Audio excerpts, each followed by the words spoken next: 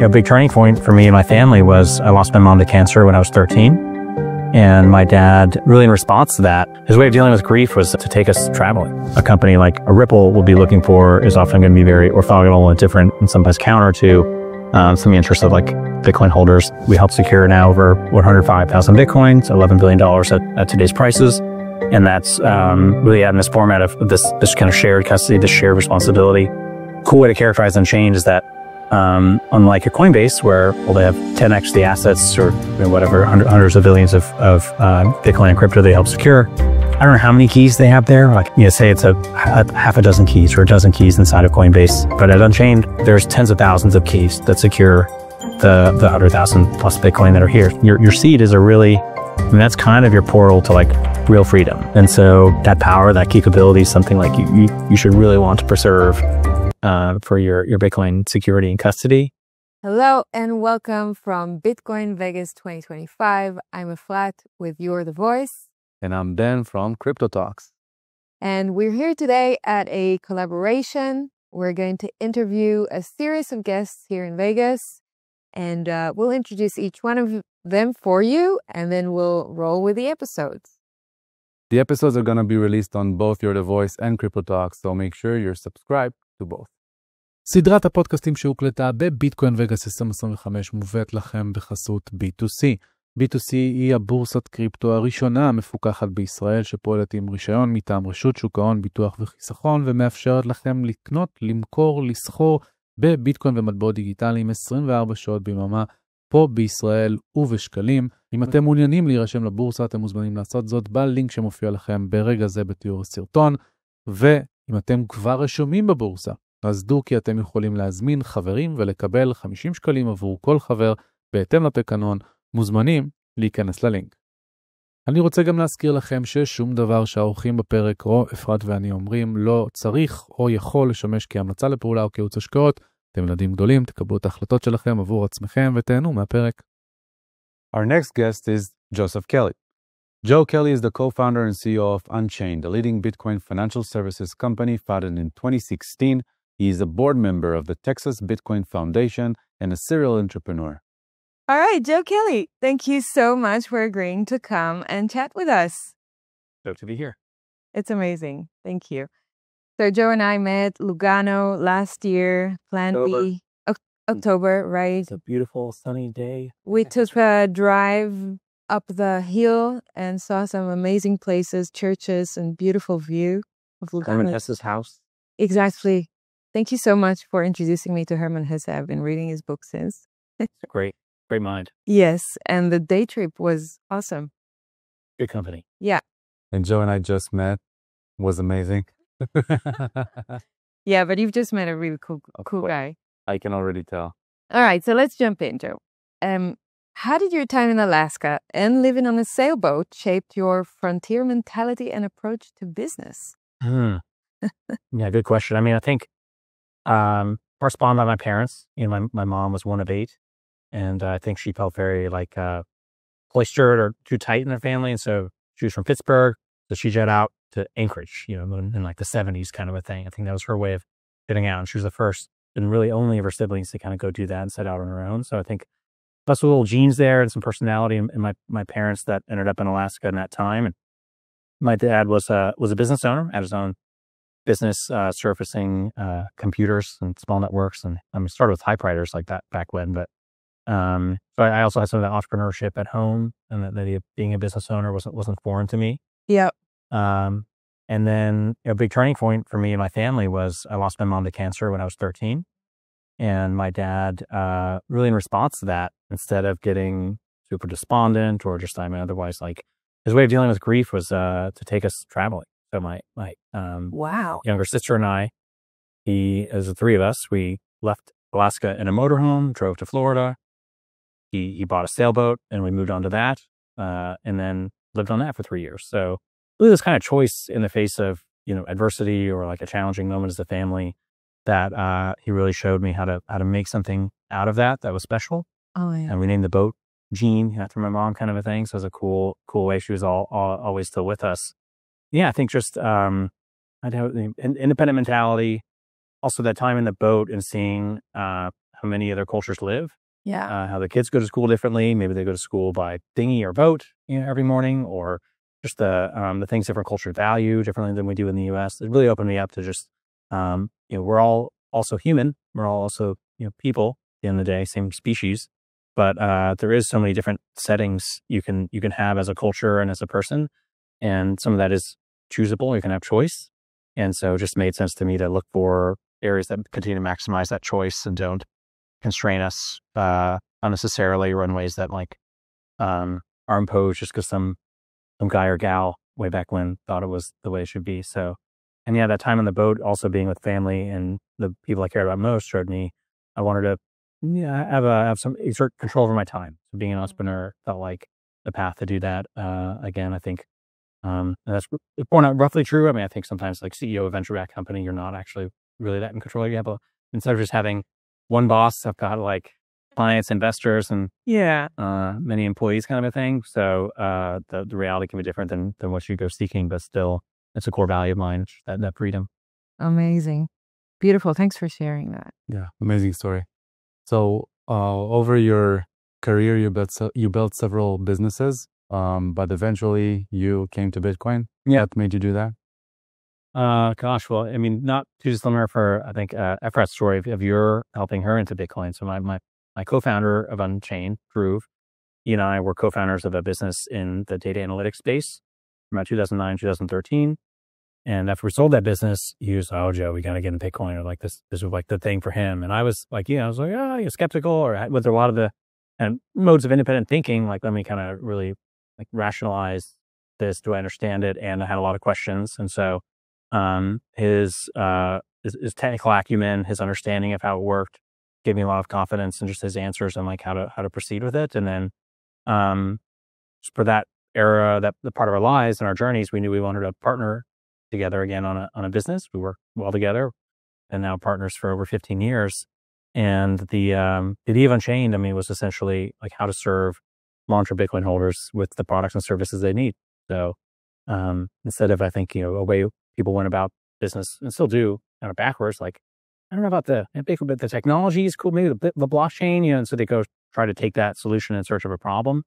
It was just clear to me, I mean, that number one users of the blockchain are Bitcoin holders. Like, so that's where the market is, and that's what people have real needs around, and then people weren't taking it very seriously in 2015 and 16. So we thought also, that's like there's an asymmetry there. There's maybe a contrarian idea to build something on that could be successful. Mm-hmm. Amazing. You bought Bitcoin in 2013, Yeah. right? What was the core insight that made you believe in the long-term potential of Bitcoin? Just a mix of things. I think really things that are like robust, or like in a material sense, like concrete. It's mixed. It's not just concrete. There's rebar in there. There's an engineering. There's just some material science to it that involves multiple things in order to make it the strongest possible.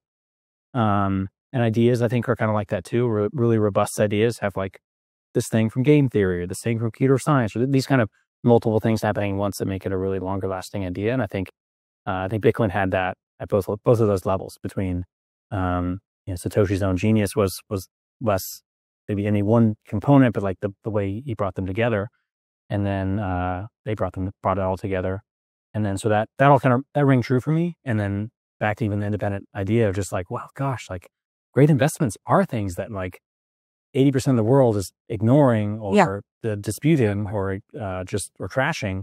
And so that also had just a high signal quality to me, that it wasn't just something so obviously true to. And was there a aha moment, like a moment in your conversations with your co-founder that you said, now I get it? Or was it like mix of things? I mean, even between that, in that 2013 and 14 timeframe, I think it was still true.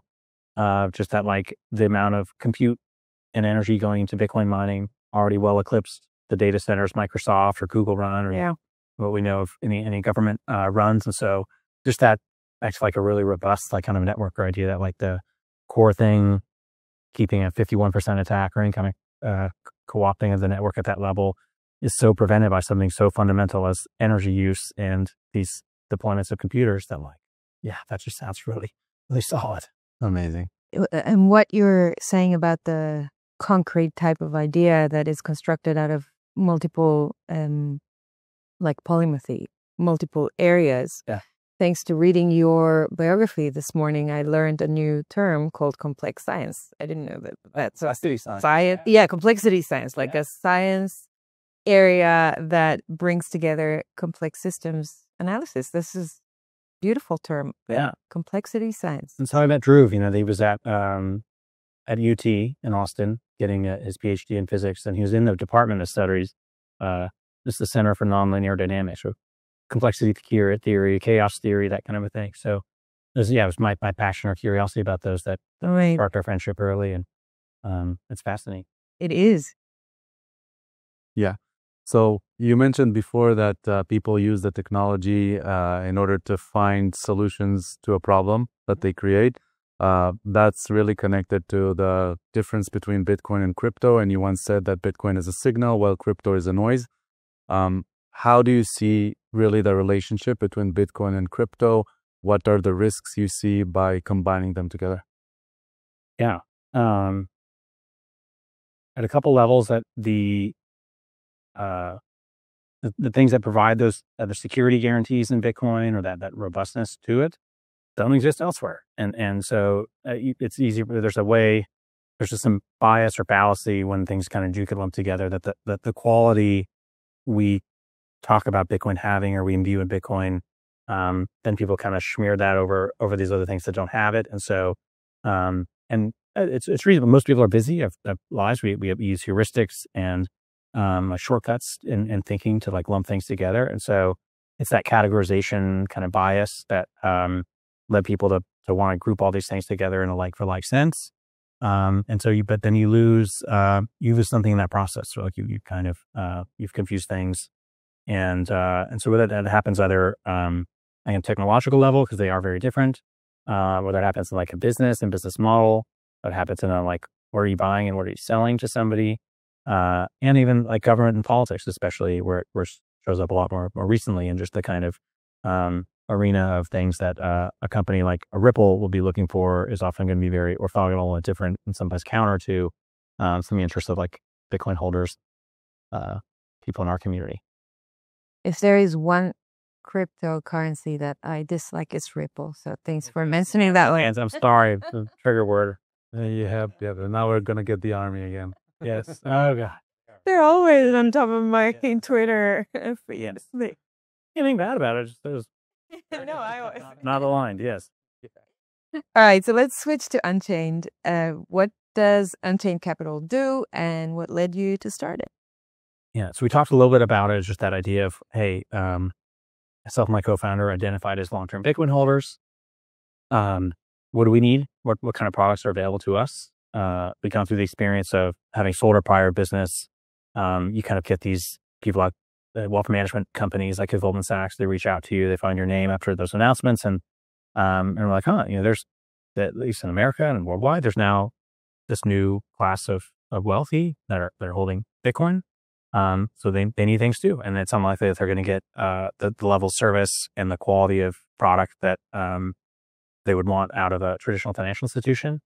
And that came from thinking about it both as a technology still, and so that they're going to want capabilities that recognize the like sovereign self-custody type features of Bitcoin that it enables. So that was always there in the beginning for us, of having a multi-signature based platform. We since called it collaborative custody, because we're really collaborating with our clients in the custody of their Bitcoin. And that's really the backbone of what we do. We help secure now over 105,000 Bitcoins, $11 billion at today's prices. And that's really in this format of this kind of shared custody, this shared responsibility. Cool way to characterize Unchained is that unlike a Coinbase, where they have 10x the assets, or whatever, hundreds of billions of Bitcoin and crypto they help secure. I don't know how many keys they have there, like how that infrastructure works. It's obviously very well guarded, and they have to do a good job securing it. But say it's a half a dozen keys or a dozen keys inside of Coinbase. Who knows how it exactly works if you're outside of there? But at Unchained, there's tens of thousands of keys that secure the 100,000 plus Bitcoin that are here. So it's really leveraging a more centralized company or a U.S. financial institution There's this decentralized backbone and this kind of shared reliance on each other with our clients that I think is really cool. It also enables certain capabilities that are native to Bitcoin. Like if you are truly self-custodying, then you can move your Bitcoin without intermediary. There's no one that needs to be involved or and that experience is something we're keenly interested in preserving for clients wherever possible. But imagine that, like, and people do when they talk about being an Unchained client, it's like, oh, I store my Bitcoin with Unchained. And this was like, there's the words, it's kind of, it's like that makes sense that they are still holding two of the three keys. So they have this kind of majority sovereign control. But unlike a bank or a financial institution, there's this like sovereign recovery backdoor. Like when clients initialize a vault with us and create an account, they get their what's called a wallet configuration file, or a thing they can back up with that and their two keys. They can use any open source wallet that supports multi-sig, and they can move the Bitcoin on their own to another address or service provider or wherever they'd like to. And so, and there's a balance on these things. It's that tension between, with that great power and freedom comes some responsibility, or like the clients do need to maintain their key material and safe in a safe manner. But that's also what we're there to help with. So we provide a lot of education and like hand-holding and white glove services to give people the peace of mind that, like, oh yeah, I did it right. So it's in the right place, pick the right locations, and so important. Once and twice a year, they go through a key check process with us to really revalidate or reinsure that those keys are where they meant them to be and that they're acceptable and usable.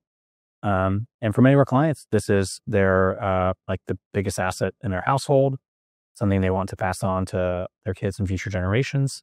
And so that's then a part of, again, really this kind of merging, or we consider kind of integration of Bitcoin into our financial lives and into our livelihoods, where you want your will, your estate plan, or however that is acknowledging where assets are supposed to go. You'd like your Bitcoin to be kind of included in that or be rationalized within that. But if your spouse or the person inheriting your Bitcoin doesn't know where it is, or and you were self-custodying, that can be a problem. So Unchained's sort of there to play a role. We can't affect the transfer unilaterally ourselves, but as long as the estate, has a way that like one of the keys is accessible, able to be accessed, then we can cooperate with the heirs and others to move it. So there's just a great blend of the technology, the Bitcoin, the promise of it, and it requires this kind of new breed of financial institution, because there's a legal system, there's a society we all operate in. They need the licenses to do this. We need to be able to be trusted by people that trust things with licenses. And it's a role that, like, from a government and just a legal titling point of view, like we want people with estate plans that include asset transfers, including assets with Unchained, that to be like legally, have like the right I's dotted and T's crossed kind of a thing. Yeah. I'm squeezing in one follow-up question. So since the company is now running for a few years, and one of the things you do is help your customers deal with their heirs, and if there's someone who passed away and they want to give it to kids, did you already accumulate quite a few cases where you had to escort families through that process, and was it successful? Like, because this is relatively new for all of us. It's only a 15 years industry, and so we're bumping into those use cases for the first times, right, in the last few years. So I'd say one of our busiest teams, and where we add a lot of value, is really what we kind of consider our fraud and risk team, which also covers some of the like estate type issues. Yeah, and we actually built like a nice guide on our website that's really born out of all the experience we've had. And it's unfortunately only within the first few years of it. I think by our third year operating, I think we even had like a loan client pass away, kind of a thing. So now it's dealing with his estate and the borrower, the liability to the company, but also the collateral, the Bitcoin that was there. And so there was a process to work with, I think, the attorneys and heirs in that scenario to kind of wind that out. We see divorces, we see, breakups, disputes, we see death and those kinds of issues. So we're kind of. So you're becoming experienced in all those use cases now? Yeah. Okay. Interesting. So over the years, there's been an evolution in different key management solutions, right? So we have like multi-party computation now and adverse security models, yet you still use multisig, which some would say is considered like old tech. I have my own opposition to that, but I want to hear, why do you still use multisig? Why do you see multi-signature as like the core for your business? And shared custody is a much better name than multi-sig. Yeah. Well, as a marketeer, right? Yes. For normies, it's much better. It is where you want to speak to the solution. Yeah. Than the technical capability. I mean, on a couple fronts, I mean, like we're talking about, robustness, things that endure, things that are really solid. As at least where in this area of technology, cryptography, and security, you like the things that are tried and true and tested, or have been, have had every bright hacker in the world try to take it out over the last decade, kind of a thing. And multisig has something like that going for it, and it's native in Bitcoin. We actually take a slight detour. We had a detour as a business for a while on Chain where we supported Ethereum in the early days. Oh, really? Remember? Yeah. So, in fact, 2018 through 19, we supported Ethereum as loan collateral. It was a good experience. I think also just in a way of like learning by doing, or learning by actually like being involved in the technology. It was the nodes were very flaky. It was a pain to keep up. Or also, multi-sig security was done through a smart contract layer, not like something more embedded in the protocol. And so that created real security risks. Many of the larger like hacks that came out of the Ethereum ecosystem were these kind of smart contract failures. And so it was these people kind of rolling their own or doing something new, versus maybe utilizing something at like more of a base level that is very, very strong and robust. So we did back out of Ethereum for some of those technical reasons. Also, just wasn't a good business for us. It's very, very small in terms of its impact overall. And so it's kind of fun to watch more of the market now rotate back into being Bitcoin only when I guess we've been that since 2018. I'm not the lead technologist by any means of the company, so I can't give every point on the answer for why multisig over some of these other things. At least for our kind of use case, and I think for clients, one nice part about multisig and how it works with Bitcoin is you can go to one location, create a signature there, and then just take the signature with you, or you have uploaded it to Unchained, keep all your key material and everything there, and go to the other location and use your key there. Use the other key in that spot and create a signature there. So you get to maintain that physical separation at all times of all the key material. Or some of these other approaches, you're kind of rematerializing the whole key at one spot and one time. And so all that entails in terms of a single point of failure kind of thing gets to happen in that moment. And that's how, like, I think even like some of the exchange hacks and things that have occurred in the last few years happen because that process was thwarted internal to the company. And often people are going outside of multisig for cross-asset support or supporting multiple cryptocurrencies, where if you're just Bitcoin only, you get the benefits of multisig. So speaking of Bitcoin only, what does it mean to be a Bitcoin native financial institution? And is it different from traditional finance with a Bitcoin product? Great question. I think there's a lot. I think because we're gonna start to see more and more traditional finance with a Bitcoin product. Yeah. And you are Bitcoin native. So I want you to make the distinction between. Yeah. Well, I think in a lot of ways, I think Bitcoin native, there's a way you would see, and it'd be uncontroversial to say that there's an ideology behind Bitcoin, an ideology like a point of view or an assertion of things that between privacy or an individual's control or ability to move their asset without intermediary, and something to the tune of keeping central banks out of the ability to inflate the money supply. So all these things are kind of orbiting around the idea of what is Bitcoin, or what are kind of Bitcoin native values. And so as a company, we think about those things. We think about that in realm of privacy. We collect the minimal information we're required to. And sometimes that minimal information is also helpful in the same inheritance scenarios we're talking about, where there's a legal process that assets need to transfer. And so we kind of, know who you are and who the person is asking for the assets and what things say in the paperwork kind of thing. But we don't share excess data with marketers. We don't, we're very careful with how we take care and protect that data. So respecting privacy is just kind of a core value to the product. that sovereignty that comes in with like the key ownership, respecting keys, just that where you can allow the client to hold a key or hold a majority of keys, control their assets. You do that. And then say finally, in respecting the finite monetary supply, that's just this idea that once it's gone, it's gone. So then you also really got to respect the security. So you need to architect things well to not let people lose their Bitcoin. And that's where I think you saw. I think this other way I've thought about it is like the world of financial services we have today is this like family tree that goes back thousands of years to the early. I think like predate early times when gold and coinage like kind of came around in those years, and then you had that, then you had banks that kind of showed up, and you had sort of have like maybe bonds or longer term kind of financial instruments over time. The insurance industry starts to show up like 500, 600 years ago, but all these kind of were built on these successive layers of assumptions about where money comes from, and that it's inflatable or it comes from these kinds of these sovereign nations.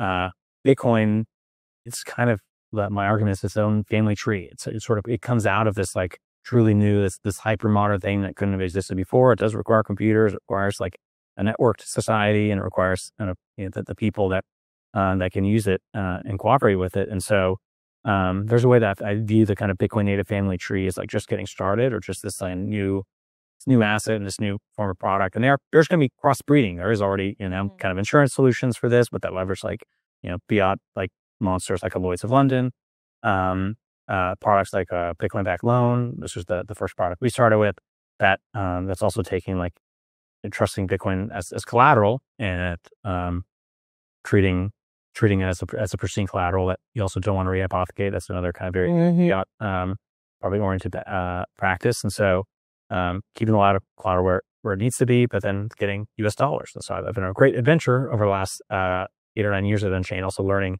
how credit markets work and how that whole capital markets machine works, because it's been very slow. Often most conservative people, most conservative investors are credit investors. And so Bitcoin sounds like absolutely not like something they want to touch.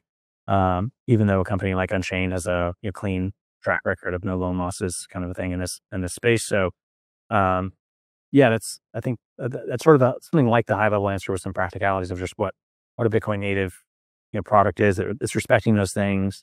And I think that's what led to a lot of the losses and pain out of this last cycle, and even the last 2 cycles, were people rushing in being, let's just do what we did in traditional fiat and financial services.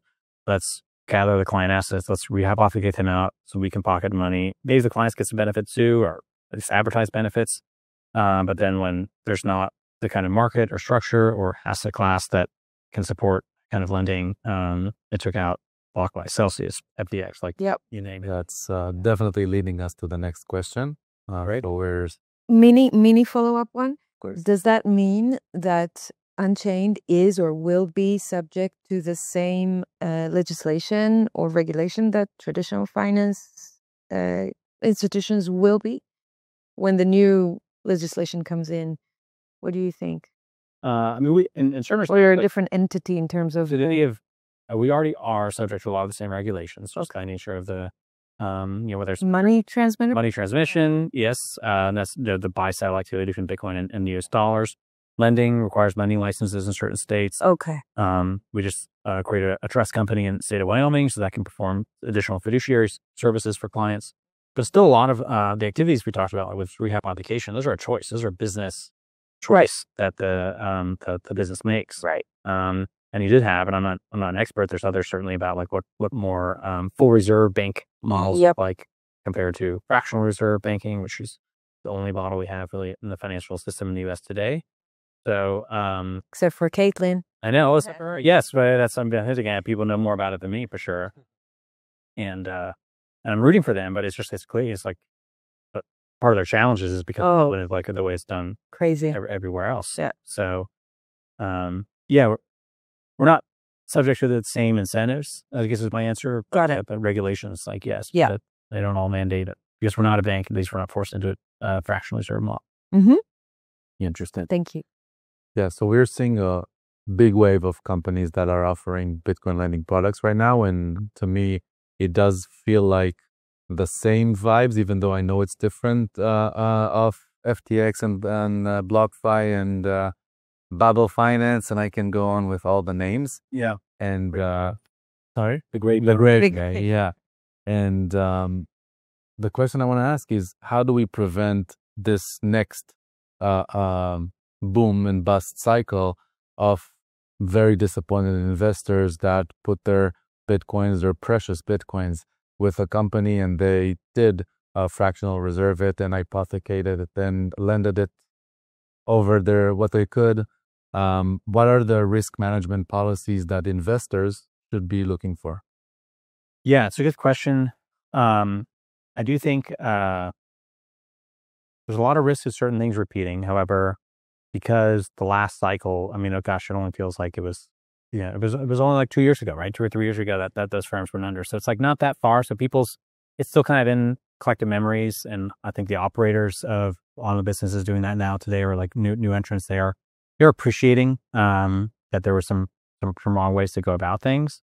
So a lot of them are advertising either like no re-application or just like, there were not, it's the Bitcoin won't be lent out kind of a thing. So that is arguably safer. That's a better market structure for this than, I mean, what happened back then was like you just had one fund basically borrowing all the Bitcoin from all these different platforms. And so it was all going to the same kind of black hole that just, it took it out. So I do think it'll be a long time, decades perhaps, before there's at least something of a robust lending market in Bitcoin. So some people are lending up and like interest rates, set and priced in Bitcoin for Bitcoin loans to each other. There's still always, again, just the massive just custodial risk and like kind of infrastructure risk. So I think that's why my prediction there will be on a much longer horizon, is just because how to exchange Bitcoin with each other in a large and robust complex market, like it's going to take time before you don't have the kind of centralized contagion or like single domino that knocks them all down like you've had. So there, but yeah, so I think that's I'm just observing. I think people are getting smarter. They're maturing into it. I think that the things to look out for is continue to be just high risky LTVs. I think just flashy marketing. It's just a loan. It doesn't need to be super exciting. It should be practical. You know where you're going to get, who it's coming from, and and I think like a place to watch, or just there's a good report from Galaxy about the overall lending ecosystem in the space, and just I think watching the I'd be watching over time. So for us as both an institution and like with the partners we work with, I don't think it always matters as an individual borrower, but like the percentage of loans outstanding to kind of market cap as that's just a proxy for how much leverage is there in the system. There's according to that report, like less than $10 billion out against Bitcoin across platforms and providers. And this is from a couple months ago. And I bet it's still probably less than 10. And I think the peak in the last cycle was like 40.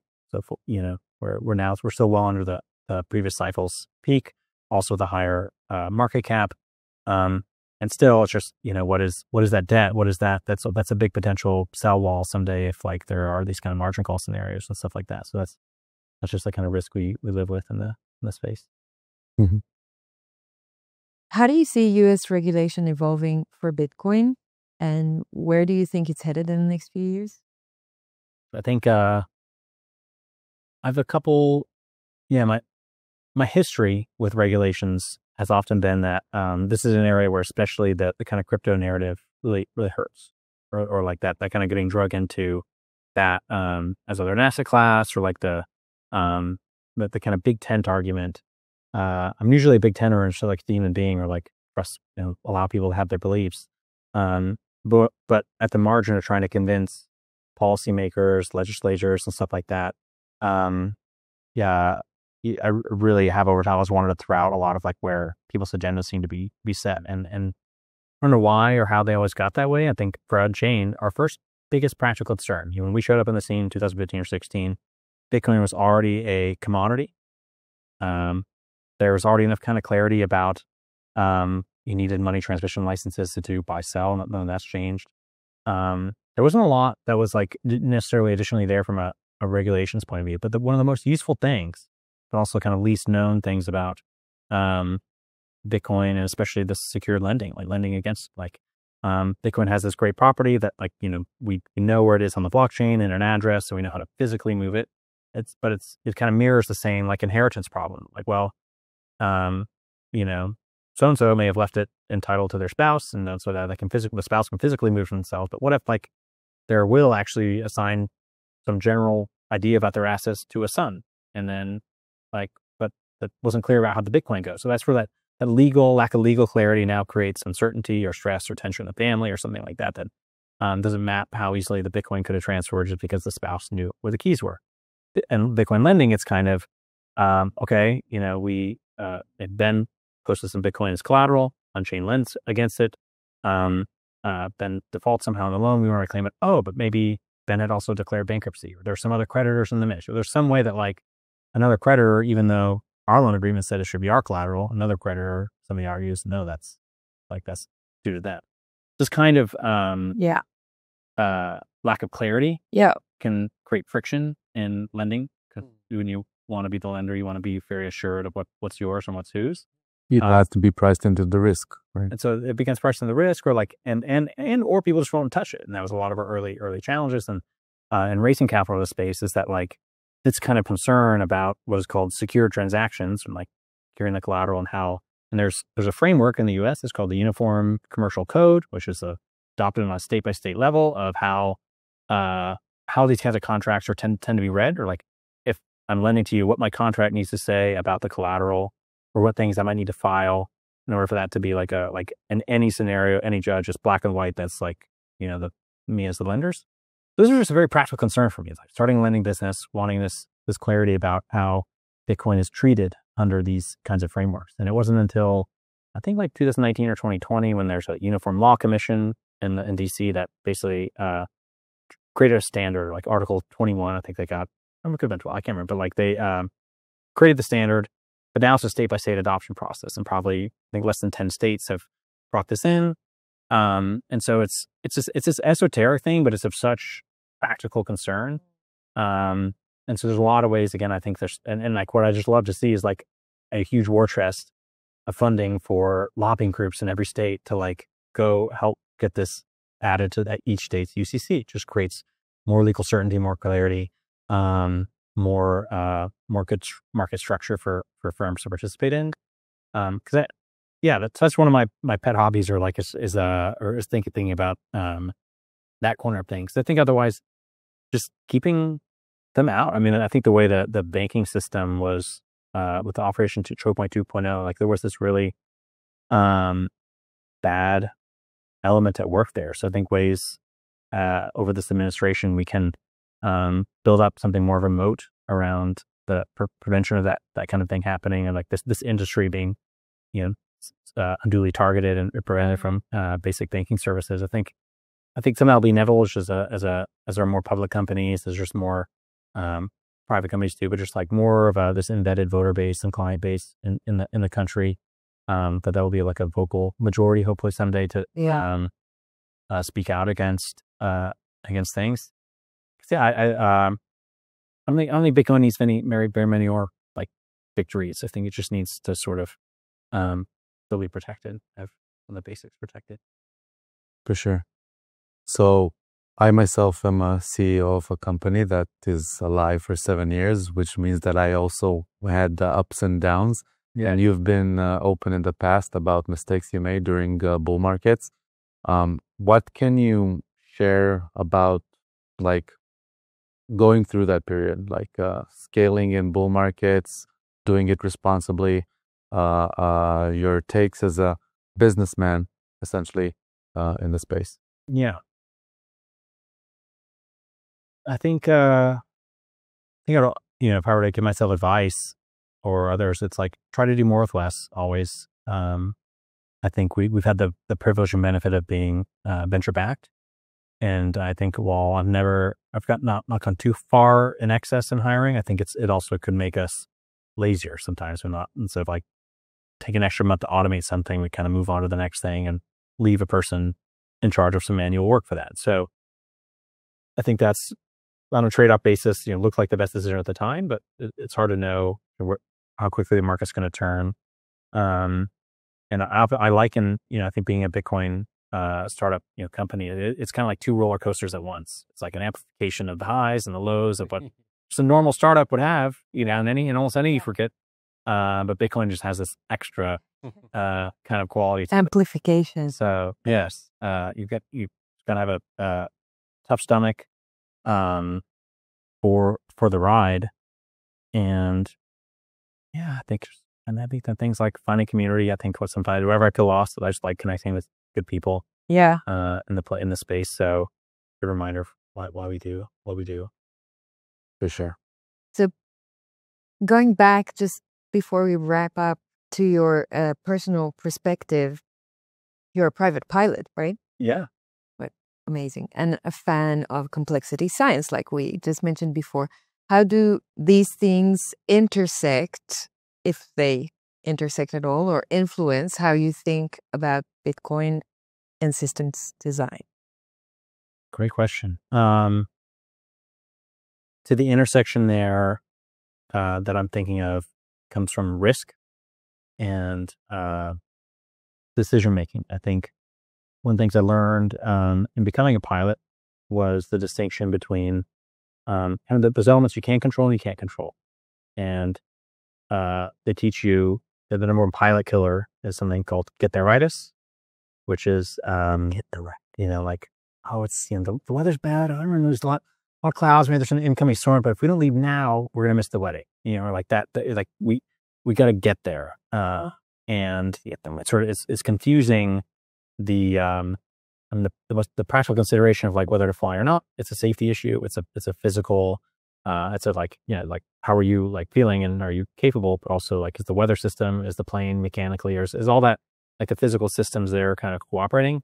Has nothing to do with your schedule or your calendar or social promises or commitments or that kind of a thing. And so it was a nice kind of training to sort of try to like separate those out inside of myself, like what is of concern for this decision versus what is not of concern. And that, that can show up in a lot of different areas of business and otherwise, but I think, just like trying to evaluate the right chunk or part of the problem, with what tools you have versus like all of it, which may have some not so relevant parts. Cool. Yeah. What's the biggest misconception people still have about Bitcoin?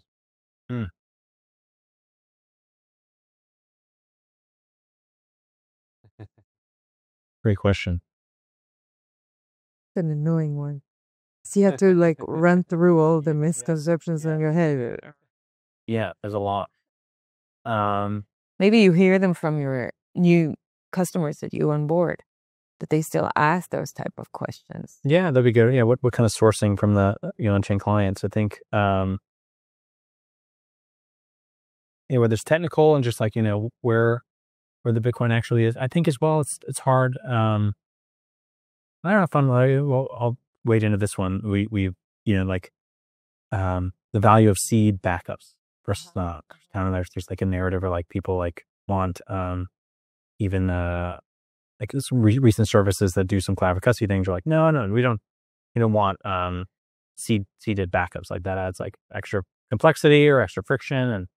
And what we've learned, onboarding thousands of people in self custody and even watching the market, as some people are previously seedless now come back to recommending seeds, is like your seed is a really, that's kind of your portal to like real freedom, like from hardware mall manufacturer, from any kind of service. Like that seed phrase is the kind of fundamental like root of these things. Yeah. And so that power, that capability is something like you should really want to preserve for your Bitcoin security and custody, versus that like just because it's a little harder, just like relying on next level, like just the hardware wallet manufacturers or just like some other setup. At that point, maybe just full custody, somewhere find the right custody setup for you and not doing self custody. But that probably real self custody involves maintaining.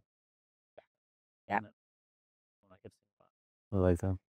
All right, and Joe, as we wrap up, this is my favorite question: is what gives you hope? Where do you draw hope from? People like you, Efrat.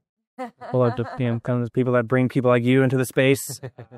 It's just that I mean, the real clients we have at Unchained, I think that's, again, part of the privilege. And even to the misconception comment is just like, there's real people, doctors, lawyers, moms, grandmas, like, that are saving in Bitcoin, have saved in Bitcoin, are saving Bitcoin through their businesses, and that they're onboarding to places like Unchained every day. And that's just cool to see. And it's a real responsibility we feel, because it's also now like, it's real people, real people's money. It's not just some crazies from 2010 or something like that are now millionaires and billionaires. It's just like everyday savers and people. And so it's a very humbling experience, isn't it? Yeah. To know that people put their trust in Bitcoin and in your company. Yeah. Yeah. Totally. It is. Well, thank you very much. Yeah, on that note, thank you so much for being with us, and good luck at the show. Thank you.